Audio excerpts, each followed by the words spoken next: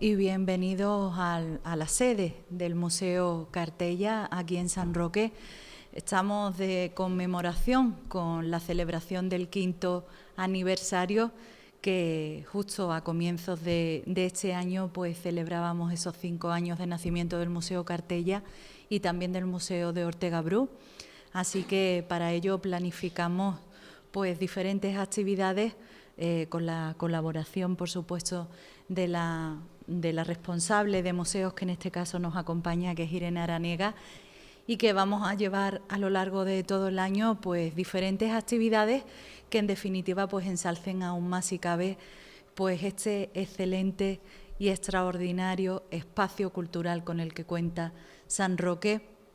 Y en una de esas grandes citas, pues Juan Macías, que lo tengo aquí a mi derecha, ha tenido a bien pues elegirnos para presentar su novela Las luces de la bahía. Además, me comentaba justo antes de empezar que quiere trasladar la visión de lo que se vivió en aquellos años y que afectó, y que aún algunos temas pues son de reciente actualidad aún hoy en día, y que sin duda pues nos va a trasladar a esos momentos y a su experiencia propia. Así que agradecerle personalmente que haya elegido la sede del Museo Cartella para dar a conocer a los sanroqueños y sanroqueñas, y a los que han querido darse cita en esta calurosa tarde de hoy, pues aquí en el Museo Cartella. Mi agradecimiento, como decía Juan, por supuesto, siempre eres bienvenido a San Roque, y también quiero desde aquí recordar que sigan pues todas esas actividades que comento que tenemos preparadas durante los próximos meses y en los próximos días, concretamente también con la cata de vinos que vamos a tener aquí en el Museo Cartella, y también con otras actividades paralelas con profesores de historia y con diferentes profesionales pues relacionados directamente con la materia. Como decía anteriormente, muchísimas gracias por asistir en esta tarde tan calurosa.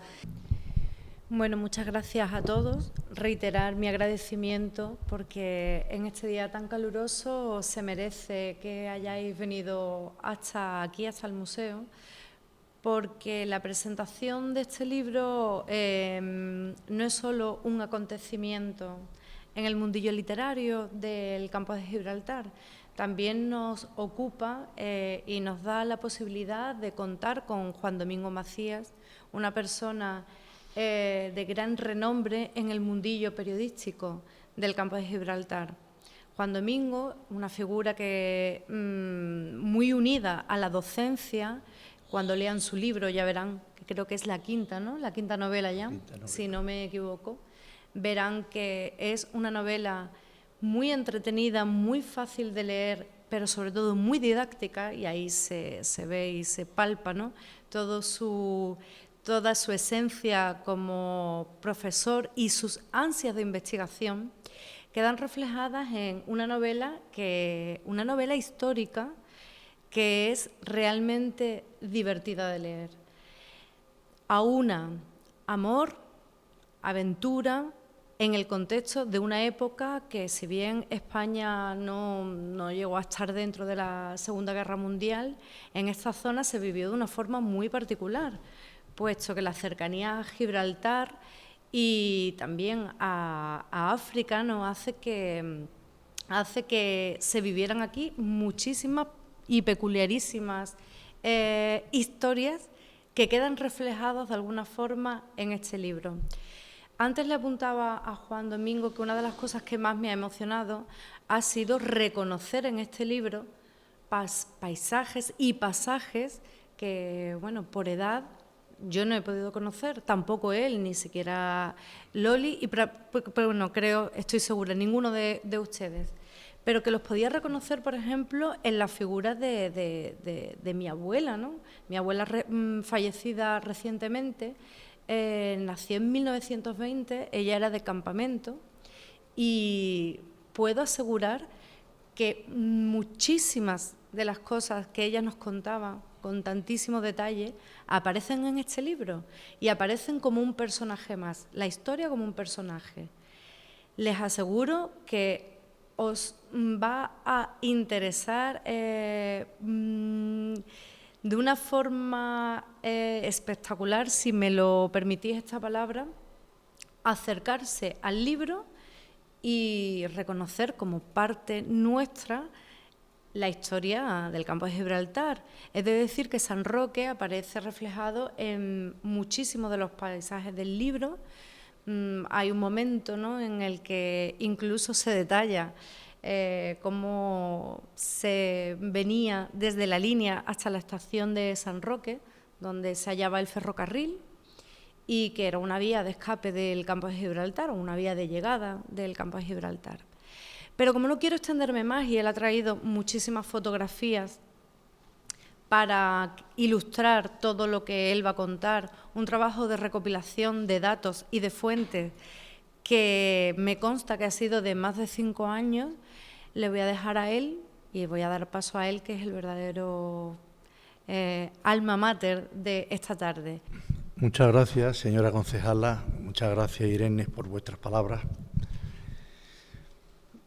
Las luces de la bahía es una novela histórica, no porque lo diga yo, sino porque así lo ha catalogado la editorial, porque refleja una serie de hechos históricos concretos envueltos en la trama de la novela, que obviamente es ficticia, aunque también tiene muchas cosas reales. Las luces de la bahía, el nombre, ¿por qué? Bueno, de una parte están los reflectores del Peñón, que es los que se ven en la portada de esa fotografía histórica, que esa fotografía es real, verídica, está en el museo, en el Archivo Histórico Municipal de la Línea. Pero además aparece en diferentes ocasiones, como por ejemplo cuando el protagonista de la novela tiene que alcanzar la costa y ve las luces de la bahía, como cuando una gibraltareña que es evacuada y se despide de su Gibraltar y de la zona de la bahía viendo aquellas luces. Es decir, que las luces de la bahía aparecen en muchas ocasiones. Y al final de la novela, cuando los fuegos artificiales, que después veremos en una de las fotografías, pues llegan se ven desde distintas partes de la bahía anunciando el final de la guerra. ¿Le voy dando yo si quiere? Pues sí.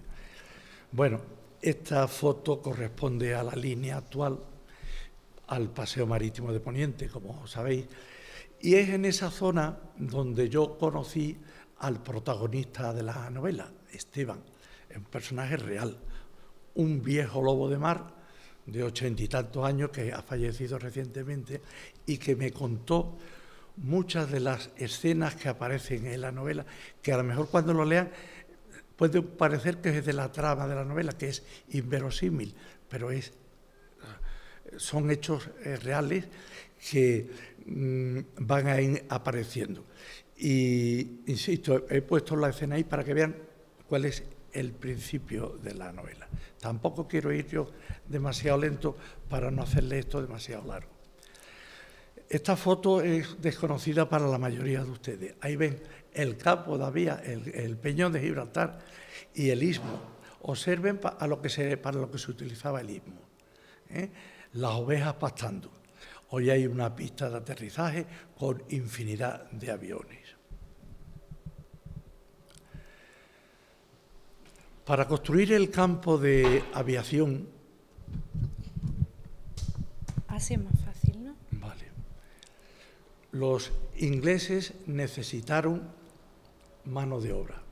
Se calcula que en torno a 20.000 personas. Hoy hay como mucho 10.000 y nos parece una enormidad. Bueno, pues entonces eran 20.000 personas que habían llegado de diferentes partes de España y sobre todo Andalucía en busca de trabajo a Gibraltar. No hay que olvidar que estamos en los años 40, en los años de la hambruna, había muchas necesidades y entonces venían a donde había trabajo, donde había la posibilidad de comer, a Gibraltar. Pero los ingleses venían a trabajar, pero por la noche al otro lado de la frontera, de tal forma que no los dejaban dormir en Gibraltar. Tenían que encontrar cobijo donde dormir en la línea. Muchos se alojaron en los patios de vecinos. Ahí tienen el típico patio de vecinos, con el pozo, la pompa, pero otros muchos tuvieron que alojarse en barracas.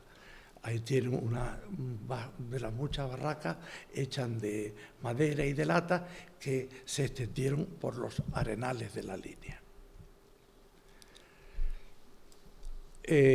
Podemos observar una fotografía de aquellos trabajadores españoles que en número importante se dirigían cada día a Gibraltar. Observen la típica bolsa en la mano, donde iban lo que se le conocía popularmente como el costo.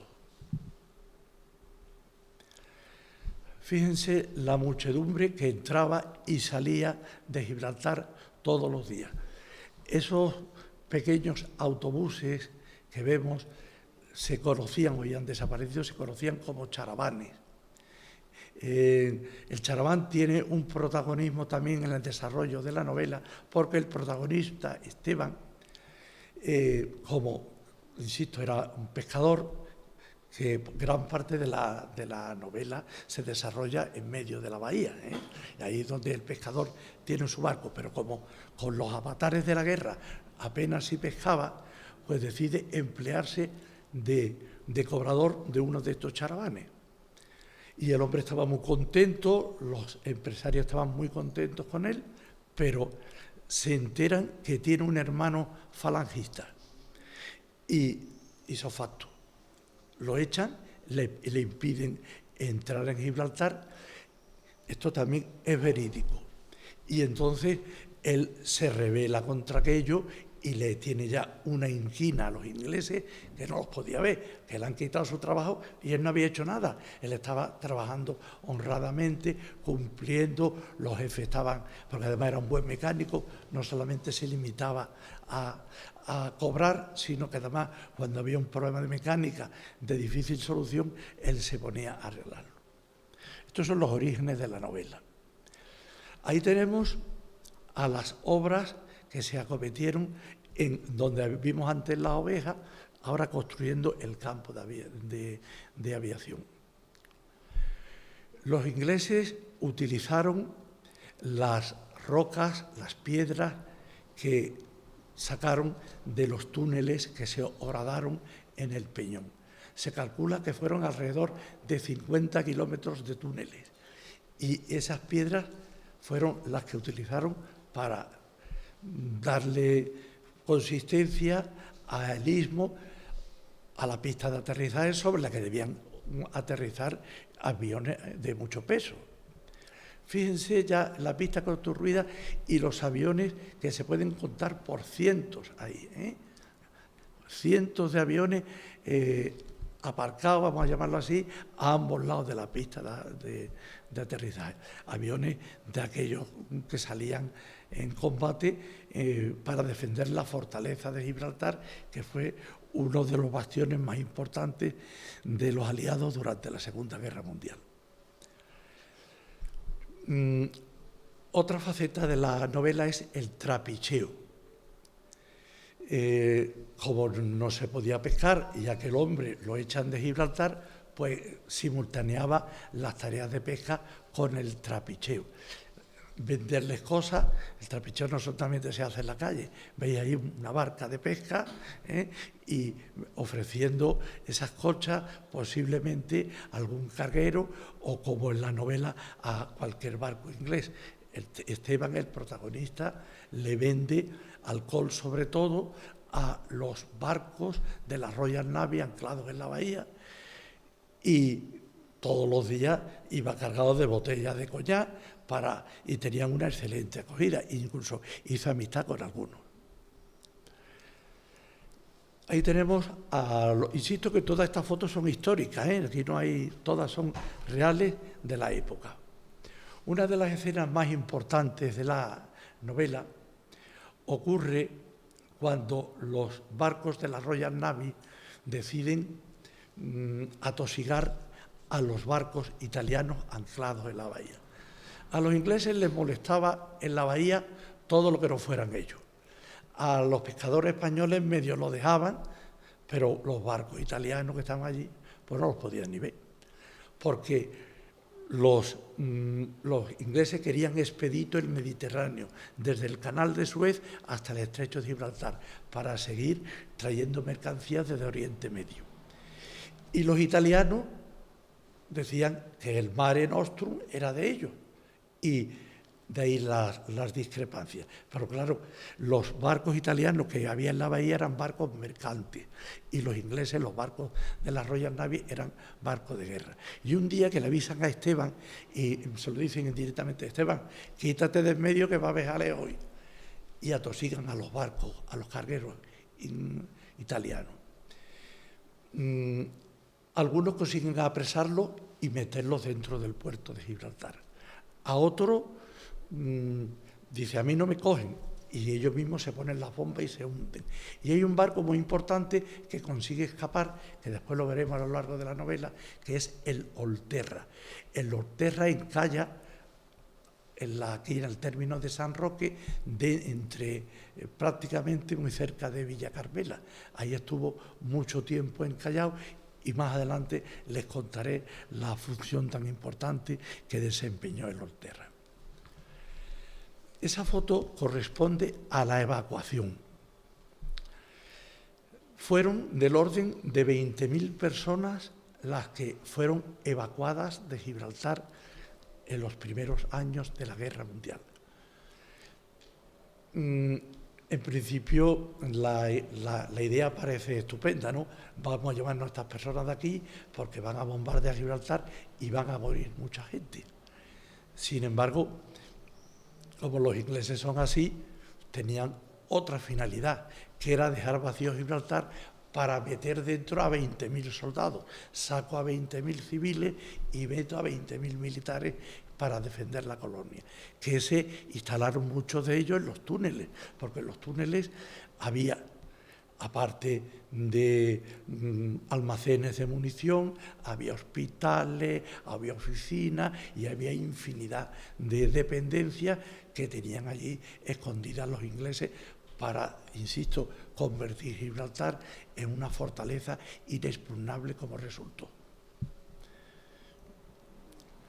Ahí tenemos a otro de los barcos ingleses anclados en la bahía, sobre los que los aviones italianos y franceses arrojaron gran cantidad de bombas.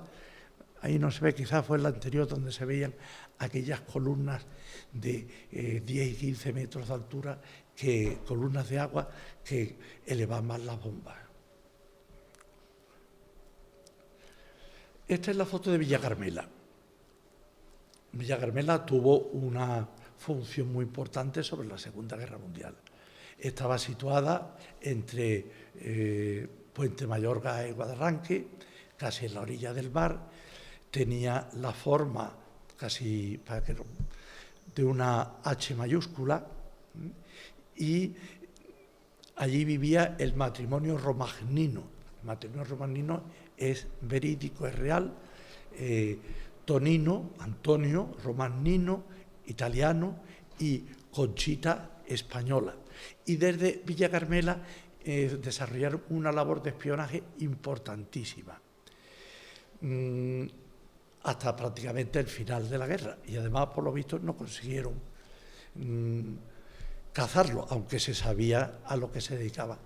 Yo en la novela los convierto en los antagonistas. No quiere decir que en la vida estas personas fueran tan malas como yo las pinto, pero las hago antagonistas, y allí se desarrolla buena parte de la trama de la novela. Incluso dirigen el espionaje, a Esteban, el protagonista, lo acercan allí y lo hacen protagonista, valga la redundancia, de los ataques, lo hacen conductor de Mayali. Después, Mayali son los submarinos tripulados, los torpedos tripulados, perdón, y dirigen el espionaje, lo llevan a sabotear los barcos ingleses. Desde esa casa se dirige el espionaje italiano durante la Segunda Guerra Mundial en el Cabo de Gibraltar.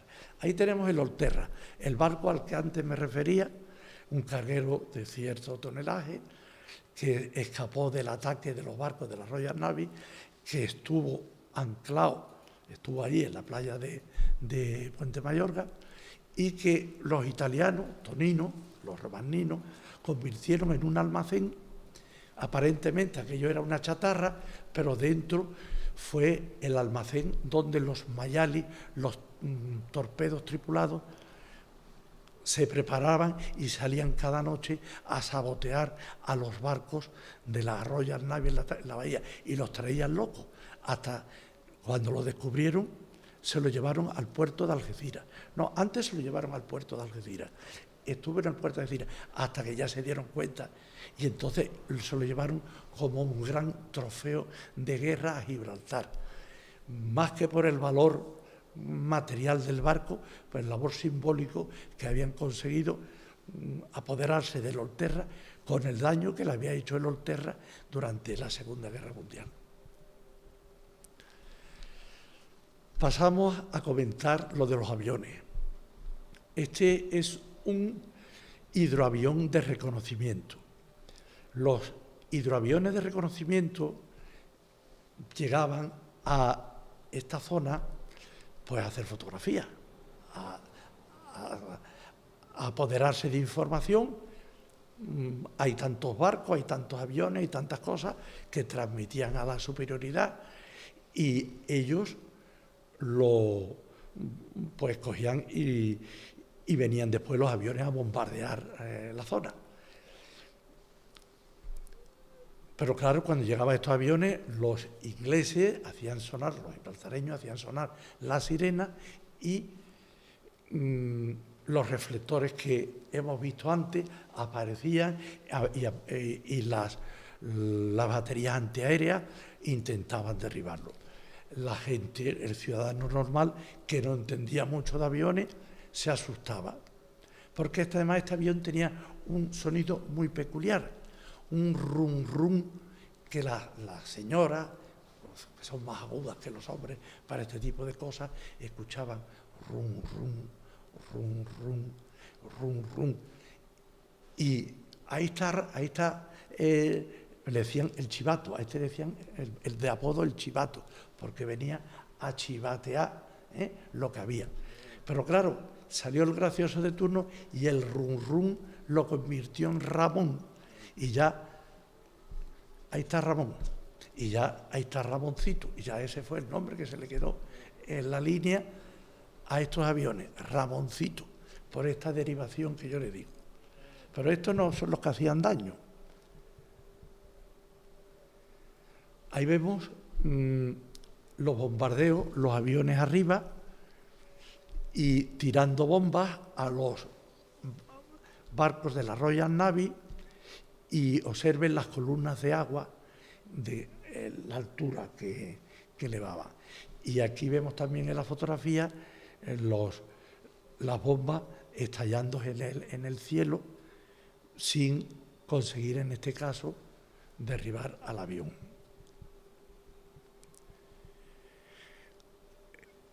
Son fotografías parecidas a la que ilustran la portada del libro, donde se ven a los reflectores del Peñón alumbrando a los aviones italianos y franceses que venían a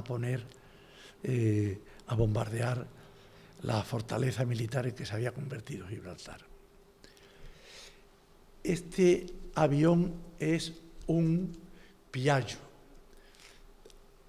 porque fueron varios tipos de aviones los que vinieron a bombardear Gibraltar. Sigue siendo un avión italiano, aunque también hubo bombardeos de aviones franceses. Quizás el otro día, en otra presentación, un señor me refutaba o desconocía que hubiera habido aviones franceses. Bueno, pues el mayor ataque aéreo de la a Gibraltar lo protagonizaron los franceses el 24 de septiembre de 1940. 70 aviones entre cazas y bombarderos volaron sobre Gibraltar dejando caer un sinfín de bombas. Este es un Savoia. Los Savoia fueron los aviones que bombardearon Gibraltar el día 11 de julio de 1941.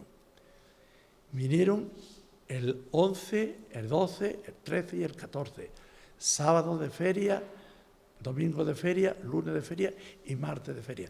3 aviones que vinieron y creo que venían desde Córcega. Ahora veremos lo que hicieron. Este es un marsupiale, una máquina destructora grandísima que necesitaba cerca de un centenar de personas de mantenimiento. Y aún había otro avión más, los jorobados, quizás sea el de arriba un jorobado, por la joroba, por el abultamiento que tenía arriba y que también causaron grandes estragos. Ahí tenemos las baterías antiaéreas del Peñón, un ejemplo más de los muchos aviones que defendieron Gibraltar.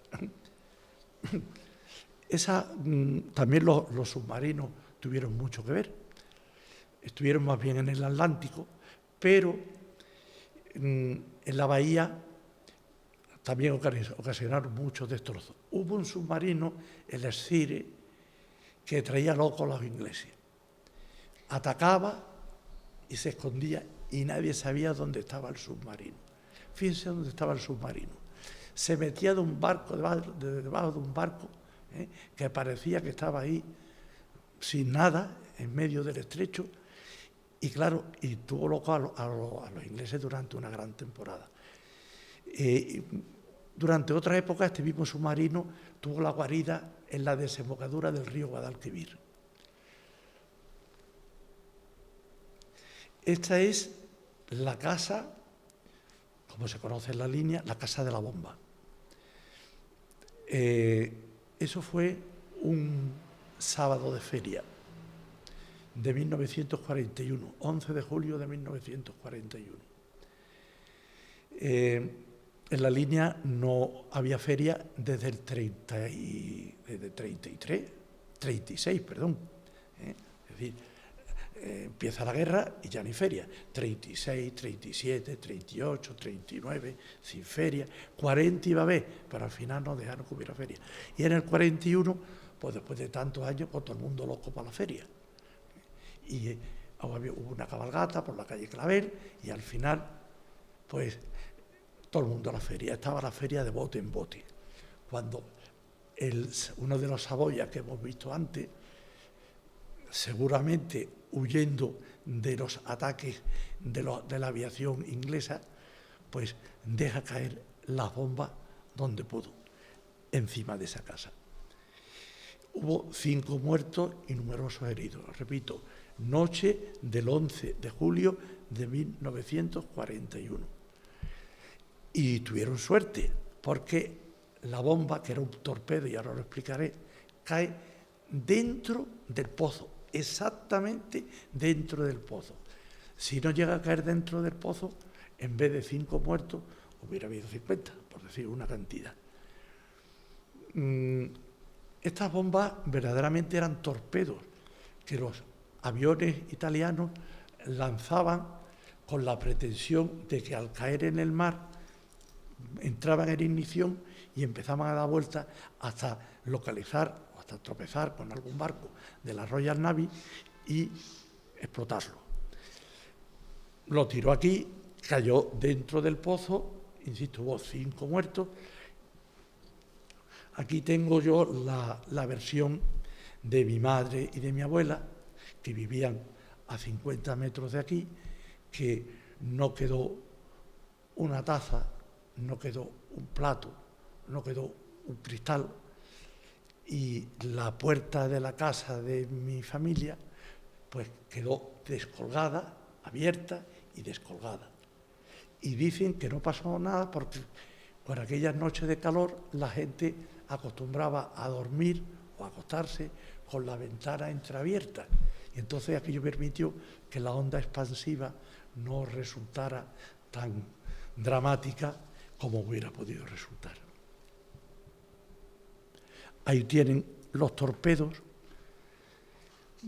aquellos a los que me he estado refiriendo.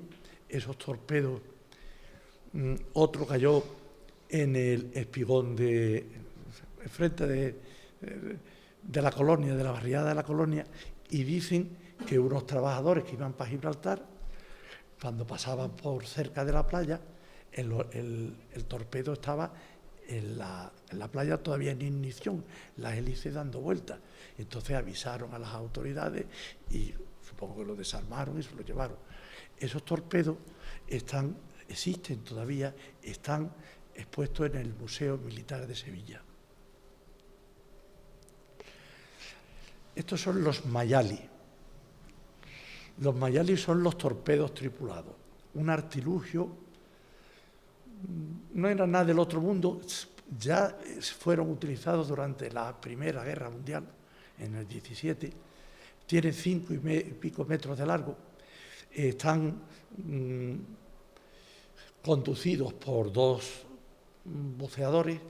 Estos buceadores no podían ser cualquiera, tenían que ser gente aparte de muy valiente, gente muy preparada, excelentes mecánicos, y porque estos torpedos dirigidos, gran parte del recorrido lo hacían en superficie, pero cuando se acercaban, normalmente de noche, y cuando se acercaban al lugar donde estaba la presa, vamos a decirlo así, se sumergían y ya más despacio se acercaban al barco, le ponían la cabeza, la espoleta, la ponían en ignición y se retiraban para evitar sufrir las consecuencias de la onda expansiva. Llevaban una caja de herramientas, porque esto se estropeaba con mucha facilidad, y ellos tenían que, sobre la marcha, en superficie o bajo el agua, repararlo. Ahí tenéis lo que les hablaba antes del Olterra. El Olterra, barrancado en la playa como estaba, lo habían convertido en un garaje, y allí reparaban, acondicionaban los Mayali, y de allí salían por un boquete subterráneo a colocar la espoleta sobre algún barco, o incluso a cortar las redes que los ingleses habían puesto para que no se pudieran acercar al peñón. Bueno, esto es una foto de la Feria de la Línea, donde se desarrolla la trama, el último capítulo de la novela, porque de la novela, pues en la trama aparece un alemán, que es un espía alemán, porque esto es una pandilla de jóvenes. El espía alemán es amigo de muchas niñas, el clásico guapera. El italiano, que también se hace novio de una muchacha. Otro espía inglés que termina también ennoviándose con una de la línea y se van a vivir a Inglaterra. Aparece el hermano de Esteban, que había estado en la División Azul, que llega a la línea de Guardia Civil y viven una noche intensa en la feria y disfrutan, pues, después de tantas vicisitudes, de aquellas noches de alegría. Estas fotos también son históricas. Estas son verdaderas. En la novela he procurado evitar poner personajes reales por lo que pudiera ocurrir, y hay una muchacha que aparenta ser anglófila, pero que verdaderamente era antianglófila. Entonces hace un sabotaje en Gibraltar, la detienen, la juzgan y la ahorcan.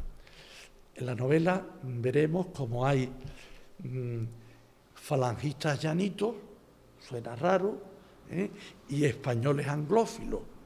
Es decir, que hay una mezcolanza de ideologías que forman parte de la trama de la novela.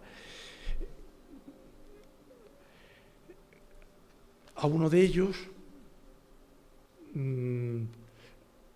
están a punto de cogerlo. Esteban no se atreve a entrar en Gibraltar porque temen que lo pillen, pero porque esto que voy a decir también es muy importante. He procurado que no sea el narrador, sino que sean los protagonistas de la novela los que con sus manifestaciones informen de cómo se pensaba, de cómo pensaban los de un lado, cómo pensaba el otro, cómo había gente buena en un lado, cómo había gente buena en el otro. Insisto que estos dos detenidos fueron reales, fueron detenidos, ajusticiados y ahorcados. Ahí tenemos la presencia de Winston Churchill en Gibraltar. Winston, que le dijo a Franco: si no te metes en la guerra mundial, te doy Gibraltar. Y no se la dio. Pero también dijo: mientras haya un mono en Gibraltar, Gibraltar no será español. Y ahí seguimos.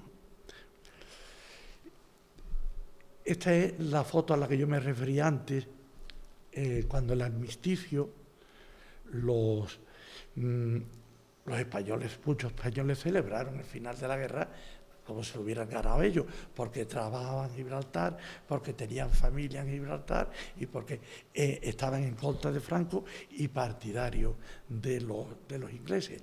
Entonces hubo un desfile militar por las calles de Gibraltar, donde muchos obreros españoles lo celebraron como si hubiera sido ellos los que hubieran ganado. Y esta foto, que es verídica, pues corresponde a los fuegos artificiales que echaron los llanitos, los ingleses, para celebrar el Día de la Victoria. En la novela aparecen también muchos vocablos que ya se utilizan menos, pero que se utilizaban en la línea, vocablos que aparecen de una derivación de las palabras inglesas mal pronunciadas y que se han hecho diferentes trabajos. Yo, para recordarlo, después lo veremos, ese vocablo que aparece en un libro, en un diccionario llanito. También durante la novela aparecen muchas escenas típicas de la época, como por ejemplo el lechero repartiendo leche por las calles. Este es el de las calentitas, otro personaje que aparece en la novela. Aparece el día de la feria, en esa escena que yo he puesto de la feria. Y entonces este hombre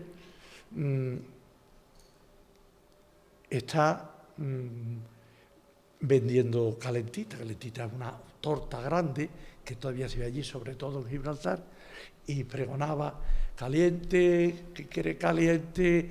Y los chiquillos de la época, pues cuando le vimos pasar y decíamos, cuando decía caliente, y nosotros decíamos: ¿cómo está tu hermana? Caliente, ay, me cago. Y salía corriendo detrás nuestra, escena que aparece también en la novela. Y este es el diccionario llanito al que me he referido con anterioridad.